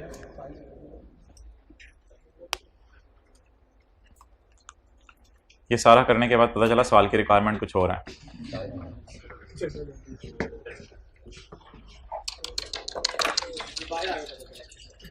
बाहर आके नहीं पता चला, खुदा के लिए ऐसी बातें नहीं किया कर। शो द, कौन सा शो दिखाना है हमने? Show the journal entries required to record the above loan transaction in BS limited accounting records. BS limited का क्या मतलब है? जो खर्चा, जो इंटरेस्ट दे रहे हैं, जो इंटरेस्ट ले रहे हैं, इंटरेस्ट दे रहे हैं। BS limited accounting records for the year ended 31 December 14 and 31 December 15। चलें जी बाजू पर चढ़ा लें, एंट्री करना शुरू करें। कैश डेबिट लोन क्रेडिट कितने से? ये 1 लाख कौन बोला है? 8 लाख से। कैश डेबिट लोन क्रेडिट कितने से? 8 लाख से। Interest expense debit loan credit 65034 से। Loan debit cash credit 212500।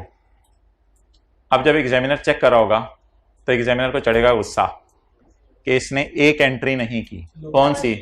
Exchange loss की। तो एग्जामिनर की बीवी बानो कहेगी अगले सफे पे किया इसने, देख क्या एंट्री, जल्दी जल्दी जल्दी जल्दी जल्दी जल्दी। लोन अकाउंट क्रेडिट और एक्सचेंज लॉस डेबिट किस रुपीज में? ₹5 में। ओके, हमने बस रोकी नहीं थी। ओके भाईजान, जी एंट्रीज आपके लिए आई हैं। ऊसा क्यों कर रहा है यार, उसे एंटर होने दे। क्या जूता उसने साइड पे कर दिया तेरा? क्या टांग पे टांग, माफ कर दे। जगह 14 एंट्री बोले कैश डेबिट, तो तू मौका देके मुझे को ताव देता रहता है। कैश डेबिट लोन क्रेडिट कितने से? 8 लाख से। और अच्छा, आप तीनों इधर आओ, तीनों जल्दी जल्दी जल्दी जल्दी जल्दी जल्दी आओ, जल्दी आओ, जल्दी आओ, जल्दी आओ, जल्दी आओ, जल्दी आओ, जल्दी आओ,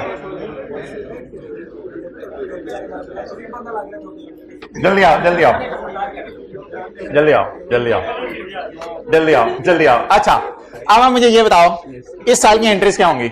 एक एक एंट्री बताते रहो, जाते रहो। Interest expense debit loan credit light उधर शर्ट रू देखी जाएगी। हाँ जी, एंट्री बोलो। Interest expense debit loan credit जाते रहो। 50643। अगली एंट्री बोलो। लोन डेबिट कैश क्रेडिट कितने से?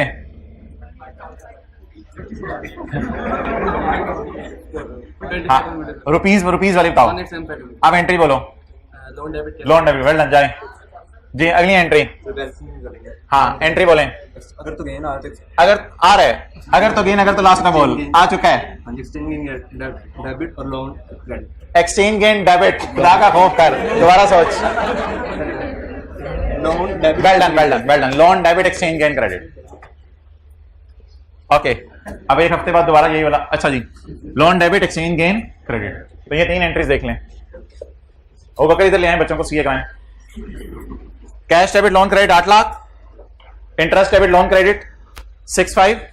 अच्छा, साथ साथ टी काउंट नहीं देख रहे, ऊपर देख रहे हैं एंट्रीज हो रही हैं। हाँ, साथ साथ टी काउंट नहीं देख रहे यार, अजीब लोग हैं। इंटरेस्ट डेबिट लोन क्रेडिट खाब नहीं रहे होते नजर किसी और चीज। अच्छा, लोन डेबिट कैश क्रेडिट 212, और ये भी हमारे साल की एंट्री है। लॉस डेबिट गेन क्रेडिट, लोग सारे पागल हुए हैं। Loss debit gain credit, loss debit loan credit, clear. और अगले साल interest debit loan debit cash credit. लिखें यहां प्रिंसिपल गायब, प्रिंसिपल तो गायब है, प्रिंसिपल की अलग अलग एंट्रीज नहीं हो रही। और in the end loan debit exchange gain credit.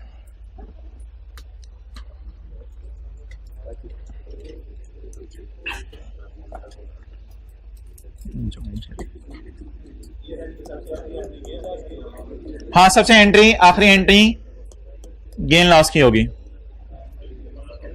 So it is a time to enjoy. How we can enjoy? Maturity analysis कहां से आ गया यार, हद होगी। हाँ भाई, कह रहे हैं P&L बैलेंस शीट जब तक ना बन जाए मेरी तो भूख नहीं मिटती। तो आज एक इंशाल्लाह रात का भी खाना नहीं खाएंगे की भूख। तो अब क्या बनाना है जी? P&L और बैलेंस शीट। P&L की तो जरूरत नहीं, वो तो आप वैसे ही मुझे बता दें।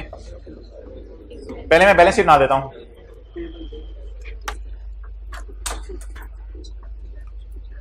छोड़ो,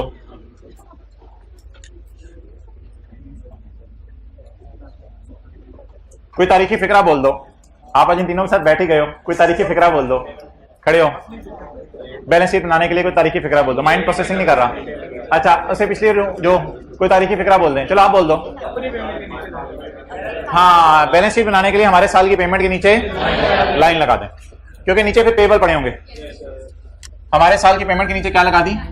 लगानी पड़ेगी या खुद ही लग जाएगी? लगानी पड़ेगी। अच्छा, हमारे साल की पेमेंट के नीचे क्या लगा दी? लाइन लगा दी।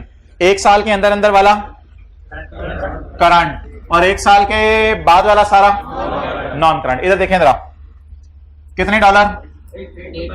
82,931। ये कैरी डाउन है, कैरी डाउन ही बैलेंस शीट में जाता है, कैरी डाउन बैलेंस शीट में जाता है, carry down payable balance sheet में जाता है, ओपनिंग पेबल बैलेंस शीट में जाता है, कैरी डाउन पेबल जाता है। कैरी डाउन 82,931 लेके जाने, बिल्कुल लेके जाने। इसका करंट कितने और इसका नॉन करंट? तो करंट और नॉन करंट अलग अलग ले जाए, करंट और नॉन करंट अलग अलग ले जाए जी। आपकी खिदमत में हाजिर खिदमत है balance sheet. Non current liabilities और थोड़ी सी बिलीज करंट लाया, तो नॉन करंट लायबिलिटीज और लोन और उसका करंट। किसका करंट पोर्शन? लोन का करंट पोर्शन। 31/12, 31/12/14। आपको पता है टी काउंट्स में कैरी डाउन जाते हैं, इसका करंट बता दें, इसका नॉन करंट बता दें। इसका करंट 18, इसका नॉन करंट 64508। करंट बोलें 18423, नॉन करंट 64508। ये करंट में चला जाएगा, ये नॉन करंट में चला जाएगा। फॉरेन करेंसी पकड़े कितनी है करंट, और रेट क्या लगाएंगे 8.5। बोलें तो 65। ये कौन सा पोर्शन हो गया करंट, ये कौन सा डॉलर में रुपीज में, डॉलर में रुपीज में, डॉलर में, इसे मल्टीप्लाई करें 8.5 से 64 इंटू 8.5 31। इन दोनों का टोटल किसके बराबर होना चाहिए, इन दोनों का टोटल किसके बराबर होना चाहिए, इन दोनों का टोटल किसके बराबर होना चाहिए 704914 के बराबर होना चाहिए। 31/12/15 की बैलेंस शीट बना दें, 31/12/14 की मैंने बना दी है, और 31/12/15 की बना दें।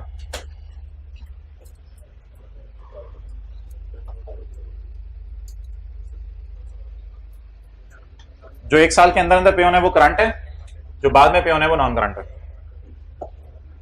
खुदा के लिए यूट्यूब के ऊपर लेक्चर नंबर 33 अटेंड करके आइएगा, ताकि फिर हम आगे मूव कर सकें IAS 21 को।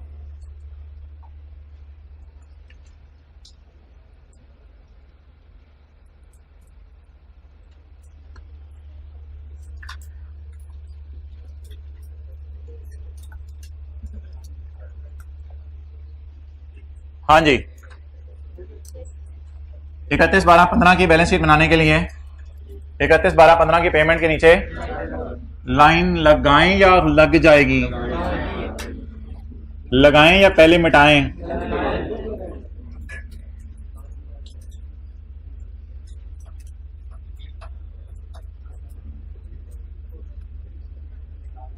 इकतीस 12/15 की बैलेंस शीट बनाने के लिए 31/12/15 की पेमेंट के नीचे लाइन लगा दें। सर खड़े हैं। अच्छा, ये क्या होगा, ये करंट में चला जाएगा और ये नॉन करंट में चला जाएगा। 31/12/15 जी। करंट कितना 19। ये तो मैं आपके समझने के लिए बना रहा हूं, ये स्टीक ऑन का हिस्सा तो नहीं है गाय, हर गाय इधर आए, ये स्टीक ऑन का हिस्सा तो नहीं है। 444624 19 जरबे 9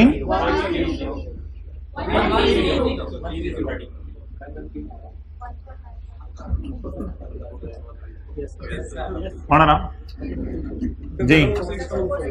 444624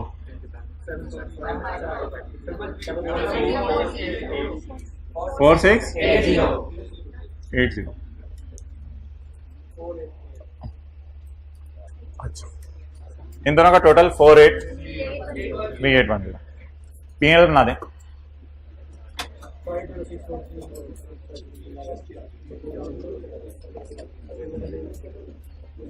भाईजान के कंधे पे थपकी दें।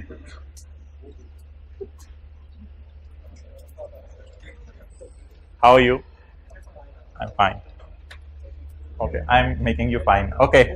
अच्छा जी, प्रॉफिट एंड लॉस बनवाया, बनवा जल्दी। इंटरेस्ट एक्सपेंस, इंटरेस्ट इनकम, खर्चा खुशी, खर्चा खुशी, खर्चा कितना 65034 50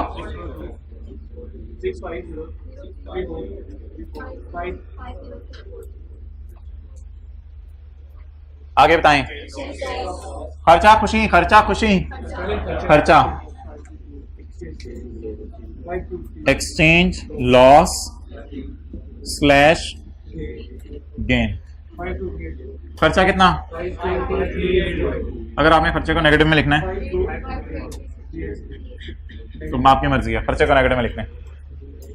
खर्चा खुशी, खुशी दुनिया में छोटी छोटी खुशियां 8447।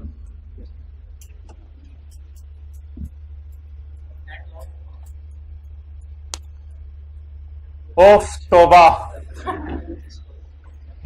ये कौन बोला है? ये कौन बोला है?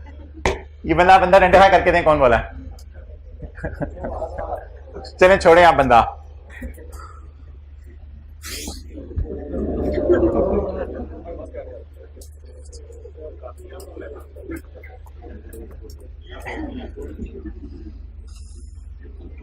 इन दोनों को नेट नहीं करना भाईजान, ये बात 14 का साल अलग है, 15 का साल अलग है।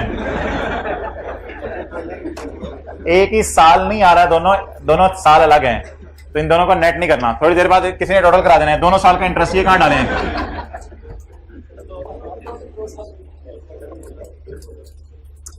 हजारों साल की सबकी बेनूरी पे होती है, फिर 1000 साल और होती है।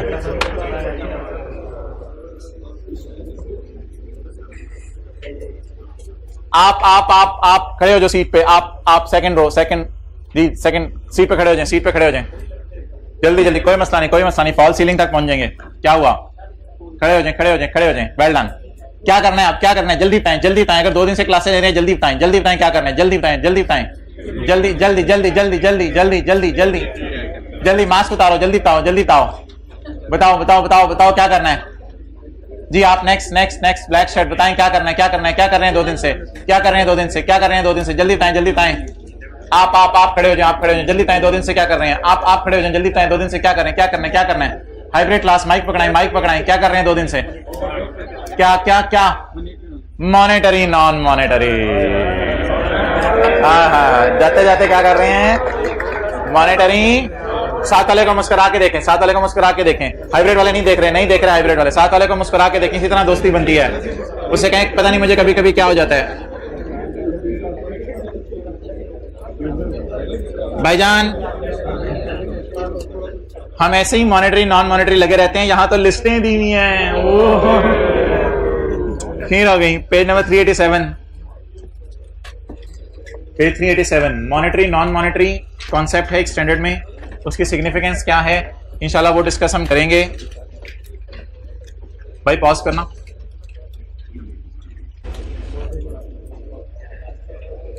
ये किताब का कौन सा पेज है? 387। अच्छा यार, इस कॉन्सेप्ट की सिग्निफिकेंस कल इंशाल्लाह डिस्कस करेंगे, लेकिन अब थोड़ी सी आपकी टेंशन चाहिए आखिर में।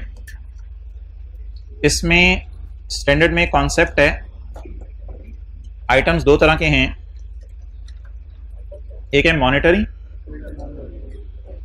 एक है नॉन मॉनेटरी। मॉनेटरी से मुराद है मनी, पैसे। 2 चीजें तो बाय डिफॉल्ट मॉनेटरी हैं, पैसे हैं ही मनी, मॉनेटरी। ठीक है, इस स्टैंडर्ड में टर्मिनोलॉजी यूज हुई है मॉनेटरी नॉन मॉनेटरी। 2 चीजें बाय डिफॉल्ट मॉनेटरी हैं, क्या? कैश और बैंक, चाहे वो बैंक पॉजिटिव हो चाहे बैंक ओवरड्रॉन हो। इसके अलावा ऐसे रिसीवेबल पेएबल जिनको हमने कैश में रिसीव करना है, ऐसे रिसीवेबल पेएबल जिनको हमने किस में रिसीव करना है। अब वो फिर एक ना खत्म होने वाली लिस्ट है। डेटर कैश देगा, क्रेडिटर को हम कैश देंगे, बैंक को हम लोन वापस करेंगे, हमने किसी को लोन दिया हुआ है हमें पैसे वापस मिलेंगे,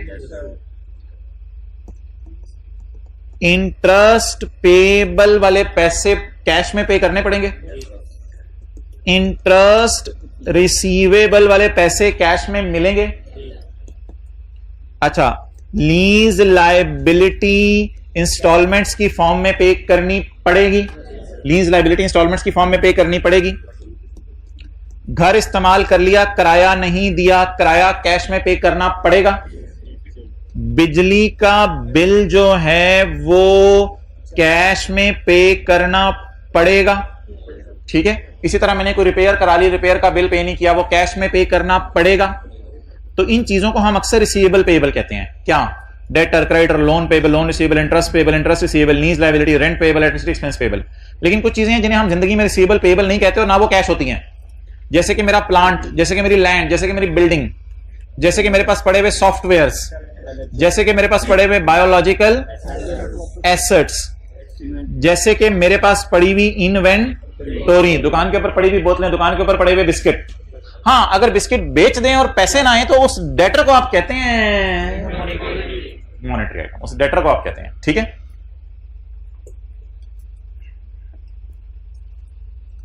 concept of monetary and non monetary. Monetary items receivables या पेबल्स, मनी इज रिसीवेबल और मनी इज पेबल। अच्छा, जो जो आइटम्स मैं कराता जा रहा हूं वो टिक करते रहें, क्योंकि ये सारी लिस्ट अभी आपको समझ नहीं आ सकती, क्योंकि अभी आपने FAR 2 के बाकी टॉपिक्स नहीं पढ़े हुए, तो इसलिए जो जो मैं टिक कराता जाता हूं वो पढ़ते रहिएगा। डेटर और अदर रिसीवेबल्स, कैश मिलेगा इनसे, क्रेडिटर को कैश पे करेंगे। ये हम कौन से आइटम्स देख रहे हैं? मॉनेटरी। एक्रूअल्स यानी payable in such as rent payable, loan receivable या लोन, इंटरेस्ट रिसीवेबल या इंटरेस्ट पेएबल। डिविडेंड क्या होता है? डिविडेंड असल में ये होता है कि कंपनी जो PTCL है वो ये सोच रही होती है मैंने अपने शेयर होल्डर्स को कैश में पैसे देने हैं, डिविडेंड मांगना है, तो ये भी कैश डिविडेंड पेएबल है। घर में पड़े हुए या दुकान की दराज में पड़े हुए पैसे, बैंक अकाउंट में पड़े हुए पैसे, including term deposit. Term deposit होते हैं जिन पे इंटरेस्ट वगैरह आता है, और वैसे बैंक में रखवा दें पैसे तो इंटरेस्ट नहीं आता। टर्म डिपॉजिट होते हैं जिनमें इंटरेस्ट वगैरह आता है। अच्छा, पॉइंट 9 मैंने नहीं टिक किया, पॉइंट 9 मैंने टिक नहीं किया। लीज रिसीवेबल, पैसे आने हैं, लीज लाइबिलिटी, पैसे जाने हैं। पॉइंट 12 मैंने टिक नहीं किया। करंट टैक्स लाइबिलिटी किसको पे करनी होगी? गवर्नमेंट को। टैक्स किसे पे करना होगा? गवर्नमेंट को।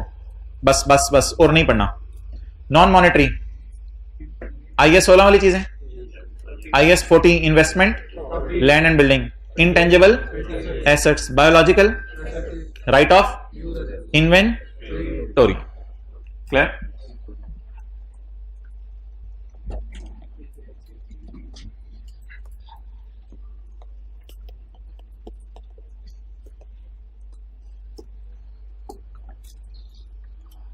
बहुत मुतवज्जो हो जाना है। ये क्लास के आखिरी 5-6 मिनट इसके लिए फ्री किए हैं हमने। एडवांस मॉनेटरी है या नॉन मॉनेटरी है? एडवांस रिसीव्ड वाला भी हो सकता है और एडवांस पेड वाला भी हो सकता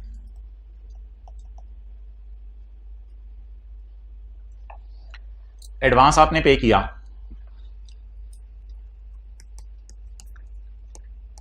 होंडा कार्स है, इसने जनरल टायर को एडवांस पे किया, क्या एंट्री करेगी? Advance for tyres. हाँ चलो, सबने बोला advance for tyres debit, cash credit. इसे कहा जाता है advance to supplier. Advance to supplier जनवरी में पे किया, सिर्फ 1 या 2 टायर खरीदने थे 10,000 वाले। फरवरी में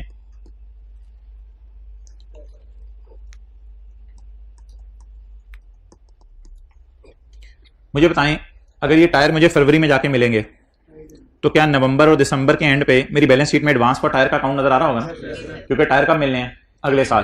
तो बैलेंस शीट डेट पे मेरी किताबों में टायर नजर आ रहे होंगे या ये एडवांस नजर आ रहा होगा? एडवांस कहां नजर आ रहा होगा? करंट एसेट्स में, करंट लायबिलिटीज में? जल्दी जल्दी बताएं ना यार। करंट एसेट नजर आ रहा होगा, और इसको इंग्लिश में कहते हैं राइट टू रिसीव टायर्स। इस एडवांस की इंग्लिश क्या बनती है? Right to receive tyres. फरवरी के अंदर मेरे पास टायर आएंगे, मैं क्या एंट्री करूंगा? Inventory debit, advance credit. अब मुझे बता दें, ये एडवांस मॉनेटरी या non monetary? Is it cash receivable और पेएबल? मॉनेटरी में मैंने आपको क्या कहा है? मनी इज रिसीवेबल और पेएबल। मॉनेटरी में क्या कहा है? मनी इज रिसीवेबल और पेएबल। तो आप अकाउंटेंट हैं होंडा कार्स के, आपने नवंबर के महीने में जाके जनरल टायर को कहा मोहतरम मुझे टायर चाहिए अगले साल फरवरी में। तो बताएं आपकी बैलेंस शीट में एडवांस पर टायर नजर आ रहा होगा या इन्वेंटरी नजर आ रही होगी? वो जो एडवांस नजर आ रहा होगा, इस एडवांस को अंग्रेजी में कहते हैं इंट्रो की क्लास में advance to supplier. Advance to supplier. और ये एडवांस जो है वो बैलेंस शीट में करंट एसेट्स में नजर आता है। अगर हमने टायर साल खत्म होने के बाद 1, 2, 3, 4, 6 महीने, 9, 10, 11 महीने के अंदर ले लेने हैं, तो ये करंट एसेट्स में नजर आता है। तो बताएं, इज दिस अकाउंट जो मैंने येलो में हाईलाइट किया है, is it a right to receive cash और right to receive goods? Therefore, this account appearing in my December balance sheet is a monetary या non monetary? Non monetary. But ऐसा भी तो हो सकता है हमने एम्प्लॉय को एडवांस दिया हो, किसको दिया हो? एम्प्लॉय को एडवांस दिया हो, और उस एम्प्लॉय को कहा हो कि तेरे से सर्विस नहीं लेंगे, तेरे से पैसे ही वापस लेंगे। एम्प्लॉय को एडवांस पैसे पकड़ा दिए और उसे कहा ये एडवांस पैसे पकड़, तुझे कोई जरूरत है, लगता है घर का काम शाम तेरा फंसा हुआ है, ये पैसे पकड़, पैसे मुझे दे दिए आके। ये तो लोन टाइप कोई चीज बन जाएगी, एडवांस टाइप। तो अगर ऐसा कोई एडवांस हो जो आप एम्प्लॉय को पकड़ा दें, उससे कहें तुमने मुझे कैश में वापस करना है, फर्स्ट करें आप उससे कहें तुमने मुझे कैश में वापस करना है, तो फिर एंट्री क्या होगी? पैसे देते हुए advance to employee debit cash credit. फिर सवाल बताएगा, अगर सवाल ये कहेगा कि अगर वैसे सवाल जो है वो ऐसा भी तो कह सकता है कि इसके बदले एम्प्लॉय ने सर्विस देनी है, इसके बदले एम्प्लॉय ने सर्विस देनी है, फिर क्या एंट्री होगी? फिर एम्प्लॉय सर्विस देगा तो सैलरी एक्सपेंस डेबिट, तो सैलरी एडवांस में ही दे दी हुई है ना एक तरह की, तो सैलरी एक्सपेंस डेबिट। अगर ये सिनेरियो है तो फिर ये वाला एडवांस भी नॉन मॉनेटरी है, क्योंकि राइट टू रिसीव पैसे हैं या राइट टू रिसीव सर्विस है। लेकिन अगर मैं एम्प्लॉय को कहूं भाईजान ये एडवांस पैसे पकड़े, 2 दिन बाद ये मुझे पैसे लाके वापस करें, पता चला कि आपके घर के अंदर आपने वालदा का इलाज करवाने, तो ये एडवांस पैसे पकड़े और 2 दिन बाद जहां मर्जी से लाके मुझे वापस कर दें, बस मैं आपके साथ इतना कर सकता था। तो अगर ये सिनेरियो बने कि मैं एम्प्लॉय को एडवांस देते हुए ये कहूं तो मुझे कैश में ही वापस करना है, तो फिर बता दें फिर कौन सा आइटम होगा? पेपर में सवाल साइलेंट होगा तो हम क्या एज्यूम करेंगे? Non monetary. नॉन मॉनेटरी क्योंकि एडवांसेस आमतौर पे कैश में वापस नहीं होते, तो सवाल अगर खामोश हुआ करेगा तो हम एडवांसेस को क्या एज्यूम किया करेंगे? Non monetary. लेकिन इन रेयर सर्कमस्टांस एडवांस क्या हो सकता है? मॉनेटरी। नोट करें।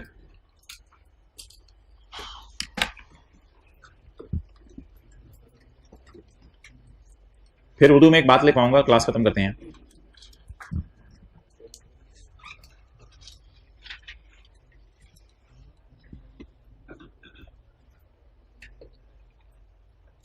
पहले वाले एडवांस के अगेंस्ट गुड्स आनी है पैसे, इसलिए नॉन मनी है।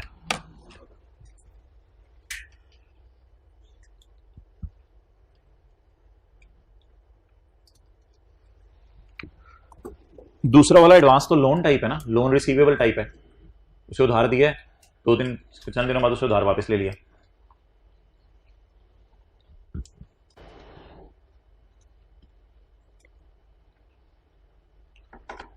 एक मिनट उर्दू में लिख लें। पहले वाले एडवांस के अगेंस्ट पैसे नहीं आने, इसलिए नॉन मॉनेटरी है। पहले वाले एडवांस के अगेंस्ट पैसे नहीं आने, इसलिए नॉन मॉनेटरी है।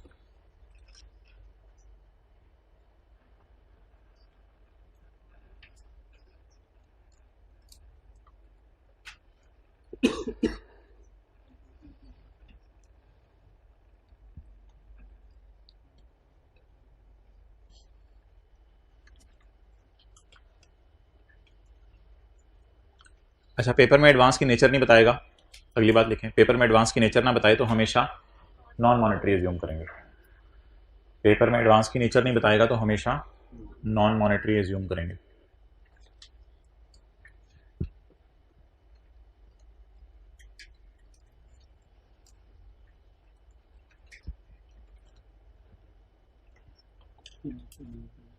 पेपर में एडवांस की नेचर नहीं बताएगा तो नॉन मॉनेटरी एज्यूम करेंगे।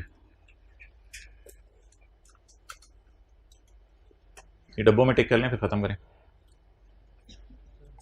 Advance to be received back in cash, बताएं क्या करूं इस एडवांस का? To be received back in cash कहां डालें? मॉनेटरी में। Advance paid for goods, right to receive goods, ये किधर डालेंगे? नॉन मॉनेटरी में। तो ये हमारी लिस्ट में 12 नंबर था, नंबरिंग लगा रहा हूं, पता नहीं आपको याद रहे कि 12 नंबर किस कॉन्टेक्स्ट में लिखा है। और ये हमारी लिस्ट में कितने नंबर पे आ रहा है? 8 नंबर पे आ रहा है। नंबरिंग पता नहीं आपको याद रहे ना रहे। बहरहाल ऐसा एडवांस जो किस फॉर्म में वापस आ जाने? पैसों की फॉर्म में, उसको क्या कहेंगे? मनी। और जो पैसों की फॉर्म में वापस नहीं आना उसको, लेकिन अगर सवाल ना बताए एडवांस की नेचर क्या है तो नॉन मॉनेटरी। ओवर। होमवर्क में एक छोटा सा सवाल कराइएगा, ये लोन जैसा ही एक टेस्ट इंशाल्लाह डिस्कस कर लेते हैं, अब कल कर लेंगे क्लास के अंदर ही। या जरा पॉज करना जी। होमवर्क में question 23 page 397, question 23 page 397 कराइएगा, 10-12 minute लगेंगे।